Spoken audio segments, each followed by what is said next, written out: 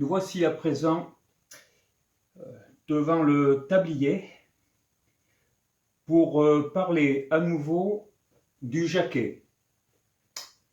Nous avons fait 2 vidéos.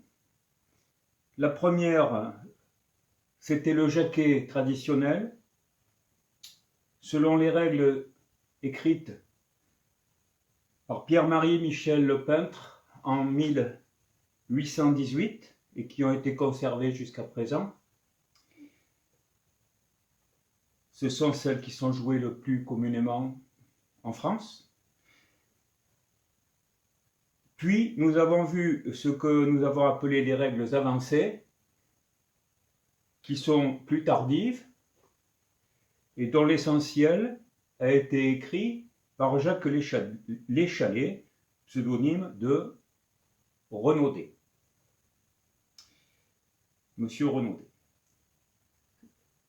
Ceci étant fait, on pourrait se dire que tout est terminé sur ce que l'on avait à dire du jaquet.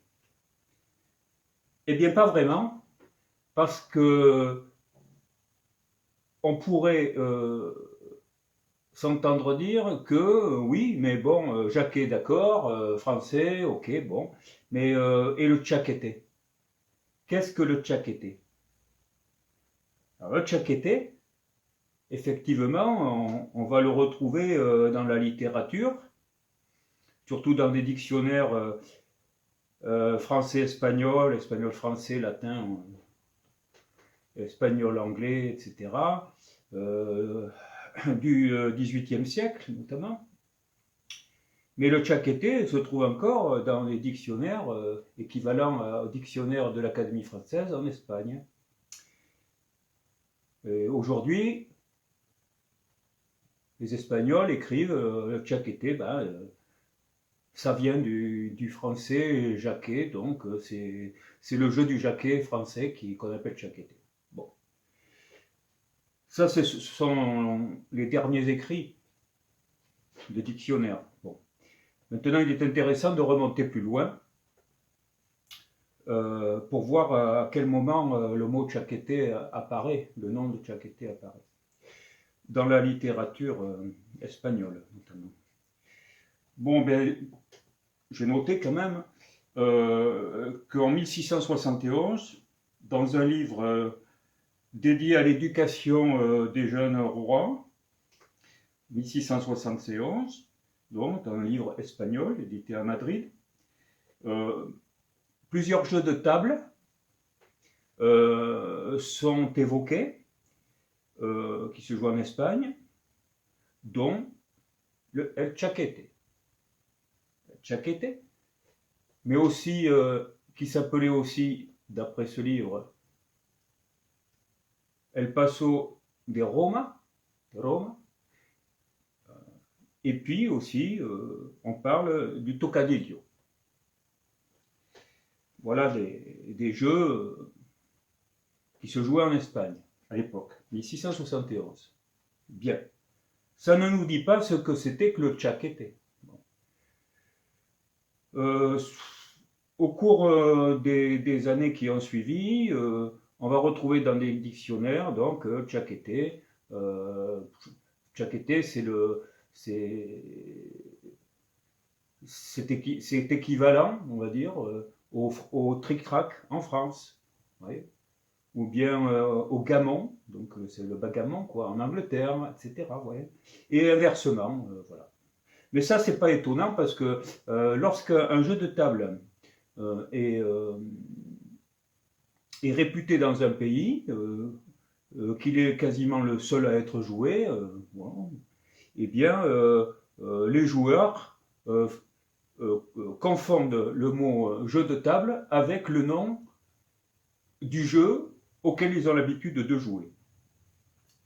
Donc pendant un temps, longtemps, en France, eh ben au lieu de dire jeu de table, on disait tric-trac, on jouait dans un tric-trac, hein, on jouait au tric-trac, et puis les autres jeux, c'était la manière de jouer au tric-trac à l'étranger. Voilà, bagamon, c'est une manière de jouer au tric-trac à l'étranger, etc. Le tocadillo, bon, ça on en reparlera, etc., etc.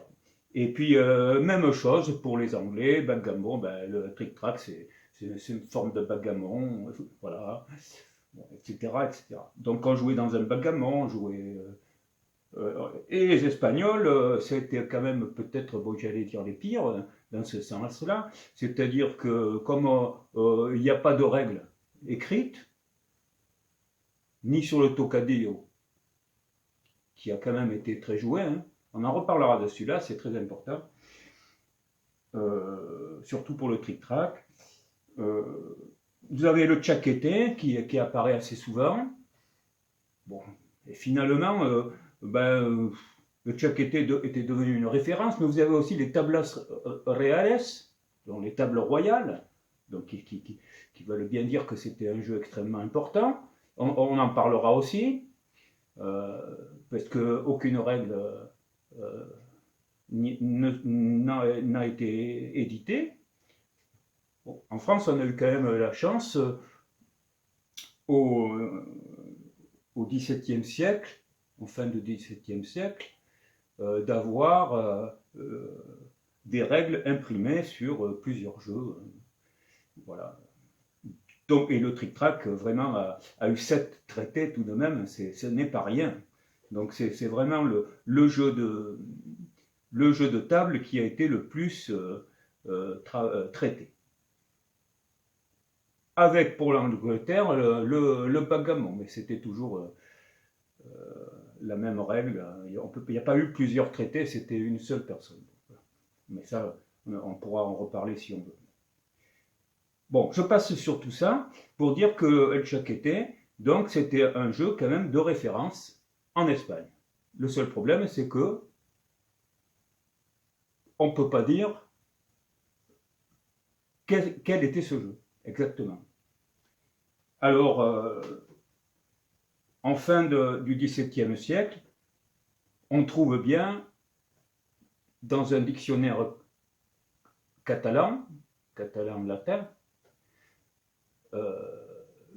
le mot jaquet, J-A-Q-U-E-T.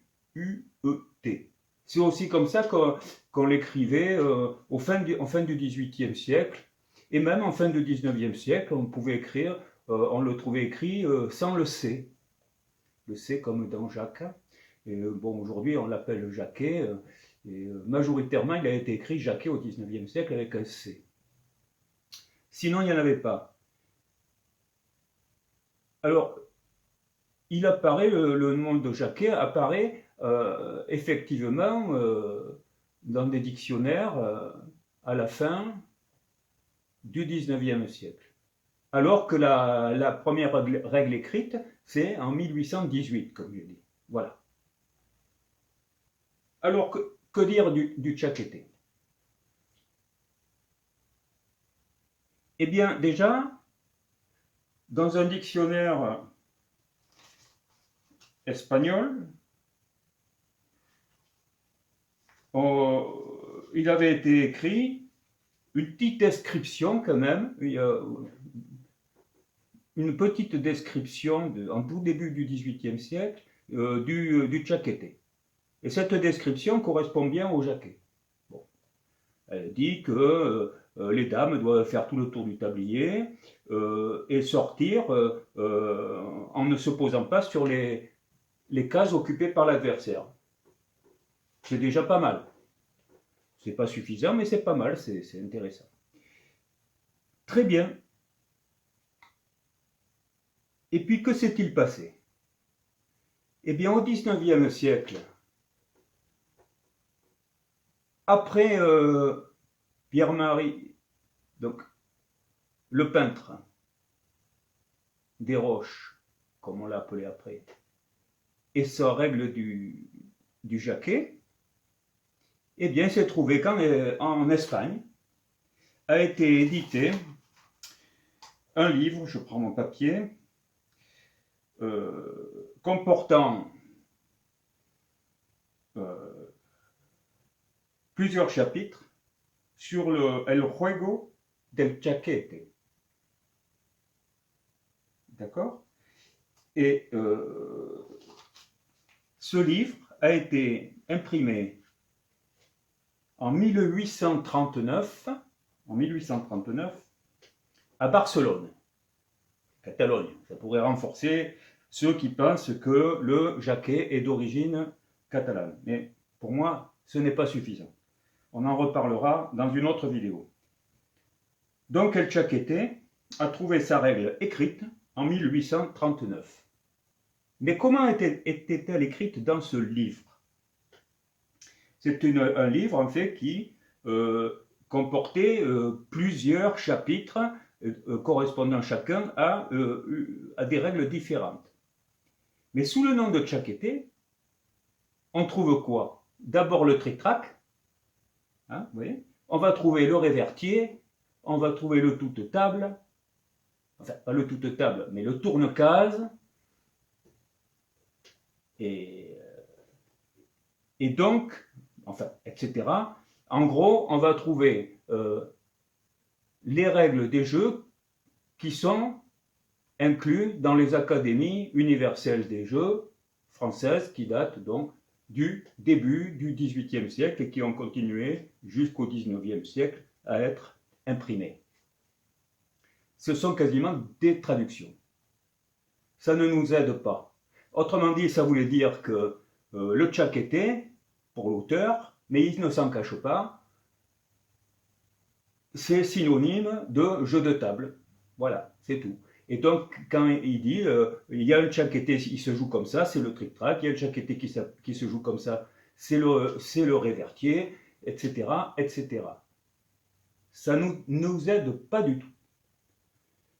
Sauf que, il confirme bien que lorsqu'un jeu est à la mode dans un pays, il devient la référence pour ce pays.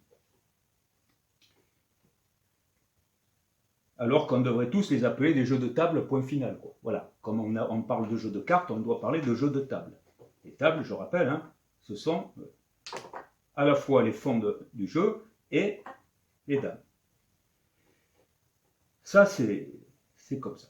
Bien, maintenant,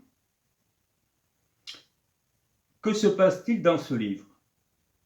Eh bien, il y a un chapitre particulier, un sous-chapitre, je dirais, du jeu de Chaquete, le juego del Chaquete, qui parle du jeu de Chaquete, comment il est joué de manière commune en Espagne. Et donc, comme on a fait pour le peintre avec la règle de 1818 sur le jaquet, nous allons faire la même chose concernant le Chaquete, en disant que voilà, puisque c'est la seule règle qu'on a, voyons comment les Espagnols pouvaient jouer en 1839 au Chaquete. Et donc nous allons commencer maintenant à parler du Chaquete. Nous reviendrons dans une vidéo à part lorsque j'aurai fini, parce que vous verrez que ce n'est pas fini. Après cette vidéo, nous parlerons de l'étymologie et comment on en est arrivé aux évolutions dont on aura parlé au cours des vidéos, y compris celle-ci. Alors, el Chaquete, le Chaquete. Le Chaquete, qui pouvait être prononcé aussi Chaquet, très près de jaquet. Bon, donc ça, on peut prendre pour acquis que jaquet et chaquette, c'est la même chose. C'est une question de prononciation. C'est le jaquet. Mais ça, c'est le chaqueté, on parle du chaquet. Bon. Alors, quelle est la différence entre le jaquet et le chaqueté? Eh bien voilà. Il n'y en a presque pas. Tout d'abord, la position de départ est la même. La circulation est la même. Donc là, je vous renvoie sur la vidéo du jaquet traditionnel. D'accord? Donc, vous suivez exactement les règles du jaquet traditionnel. On est d'accord avec ça. La première dame, qui en 1818 n'avait pas de nom, mais qu'après on a appelé le postillon, devra aussi faire le tour du tablier pour arriver dans le dernier cadran avant de pouvoir jouer la deuxième, troisième, toutes les autres dames. Et pareil pour l'adversaire. Là, il n'y a pas de différence. Donc, on est vraiment dans les règles du jaquet traditionnelles. Alors, qu'est-ce qui se passe comme différence? Une règle différente, c'est que dans le premier cadran, donc pour les noirs celui-ci, pour les blancs celui-ci, si je suppose que la première dame ici est rentrée, comme ça, à ce moment-là, les autres peuvent bouger. Si je veux jouer une deuxième dame, lorsque je vais jouer une deuxième dame, je ne pourrai pas occuper, en plus du talon qui est occupé, plus d'une deuxième case. C'est-à-dire que si j'occupe cette case, ça fait 1, 2, je ne peux pas faire davantage. Donc les bouchages, il ne peut pas y avoir de bouchage dans le premier cadran. Mais on peut quand même en occuper une case supplémentaire. Donc ici, je pourrais en rajouter autant que j'en veux. Je pourrais jouer ici, je pourrais jouer ça ici, puis celle-là ici, puis celle-là ici, si je veux, vous voyez. Mais pas plus. Mais ça c'est interdit. Ça, c'est interdit, c'est interdit. Voilà. Une seule, vous voyez. Donc, vous voyez, là, ça va changer pas mal la situation de jeu.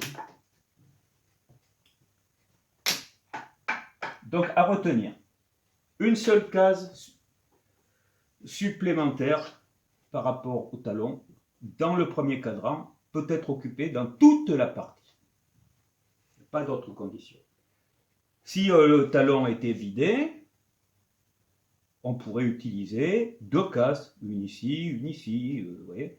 Bon, mais du moment que le talon, ça fait déjà une case, vous pouvez en avoir qu'une seule de plus. Voilà, ça c'est dit. C'est une condition essentielle. L'autre différence, c'est qu'on a dit qu'au jaquet traditionnel, bon, lorsqu'on sort les dames, on les sort, on les met dehors. Mais on a dit que dans le jeu avancé, les dames sont sorties, admettons que donc je jouais les noirs, elles vont toutes arriver ici, elles vont sortir, mais au lieu de sortir, on doit les mettre à l'emplacement du talon de l'adversaire, ce qui peut occasionner un blocage. Ça, c'est ce que disait Jacques Léchalet.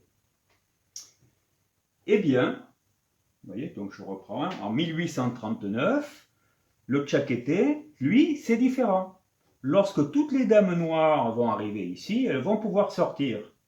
Elles ne sortiront pas non plus dehors, mais elles ne vont pas se mettre à la place du talon de l'adversaire. Elles vont revenir là où elles étaient au départ.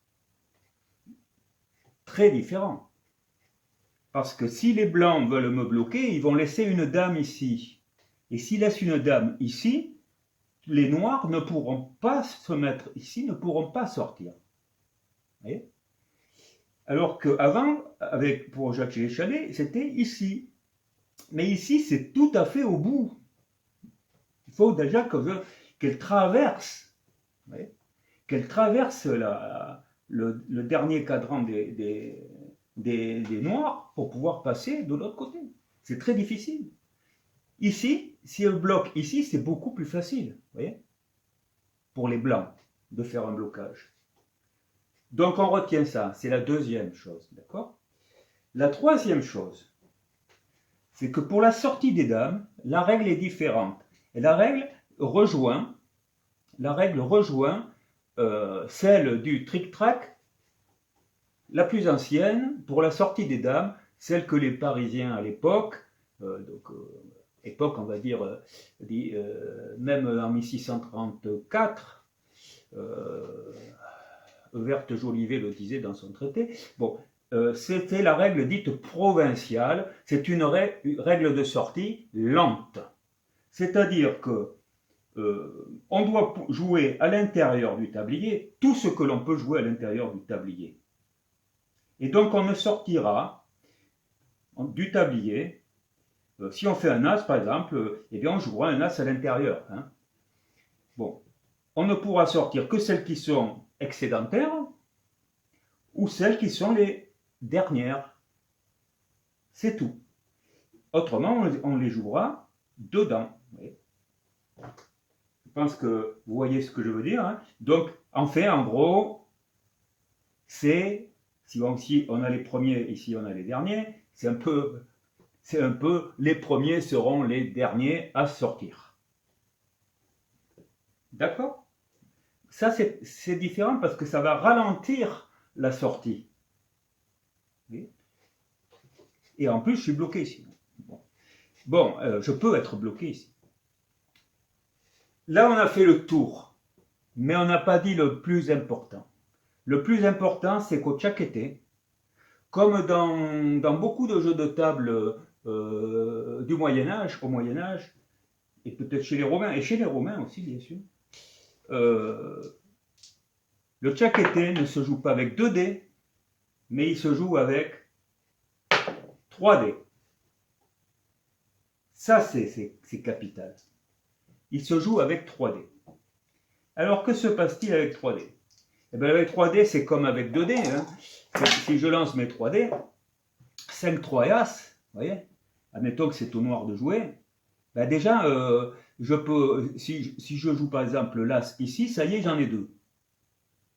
Donc, je ne vais pas pouvoir jouer ni le 5 ici, c'est pas possible, et ni le 3 ici, c'est pas possible, parce qu'autrement, j'ai une case de trop. C'est un exemple que vous pourrez. Bon, donc, si je joue l'As ici, je devrais jouer le 5, 1, 2, 3. Ça, c'est possible. Vous voyez? Donc, une case stratégique importante, c'est le 6. Parce que si depuis ici, je fais des 6, je pourrais passer. Alors que si l'adversaire me prend cette case, à ce moment-là, il va me bloquer sérieusement. Je n'aurai plus de 6. Donc, je ne pourrai plus sortir que par des coups indirects. Bon, ça, c'est simplement pour vous dire, 5-3 As, ça se joue comme on joue avec 2 dés, sauf qu'on a 3 valeurs à jouer. Donc, c'est vrai, le jeu s'accélère. Et ce n'est pas tout. Si on fait un doublé, donc on a vu, par exemple, le doublé, voilà, par exemple,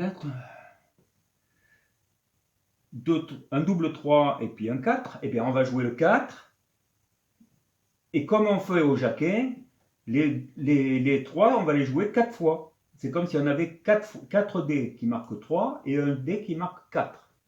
Donc ça fait 1, 2, 3, 4, 5. C'est comme si on avait 5 dés. Et c'est valable pour n'importe quel doublé. Très bien. Mais alors, vous allez me dire, et si je fais un triplé? Parce que là, en même temps, on peut faire des triplés. Eh bien, les triplés seront joués 2 fois. Et donc, c'est comme si on avait 3 plus 3, 3 autres 3. Donc, 1, 2, 3, 4, 5, 6. C'est comme si on avait 6 dés marquant 3. Il y a 3 dés virtuels. Et donc, on doit jouer les 6. Voilà. Ça, c'est des différences vraiment capitales. Maintenant, comme on a vu au jaquet, quand on joue les dés, on doit faire en sorte de pouvoir jouer tous les dés que l'on a à mener. Au jaquet, si on ne peut pas jouer les 2 dés, eh bien on joue le plus fort, mais si on peut, bon, ok. Et on ne peut pas jouer l'autre, on n'a pas le droit de se mettre dans une situation où on ne peut pas le jouer non plus. Hein. Eh bien, dans ce cas-là, si je peux jouer par exemple le 6 mais pas le 4, ou le 4 mais pas le 6, eh bien, j'en joue un et l'autre il est perdu. C'est tout. Eh bien, c'est pas ça du tout au tchakété. Au tchakété, si vous avez un dé que vous ne pouvez pas jouer, que vous ne pouvez absolument pas jouer, c'est l'adversaire qui le joue à votre place. Si je peux jouer le 5 et le 3, je jouerai le 5 et le 3, mais immédiatement après, les blancs jouent le 4. Et ils jouent leur coup après. Donc tout ce qui ne peut pas être joué par un joueur, c'est l'autre qui le joue. Donc attention à ne pas oublier des dés à jouer. Parce que c'est quand vous allez laisser la main à l'adversaire, puisque quand vous avez fini de jouer, ben, vous dites à l'autre de jouer, et bien à ce moment-là, c'est l'autre qui va prendre les points pour lui. Mais ce n'est pas tout. Je reviens sur les doublés. Dans un cas de doublé, de triplé, excusez-moi, le doublé, c'est comme au jaquet, sauf qu'il y a un dé en plus différent, voilà, c'est tout. Un triplé, comme un triplé de 3, je vais dire un triplé de 2 pour changer, hein, voilà, un triplé de 2.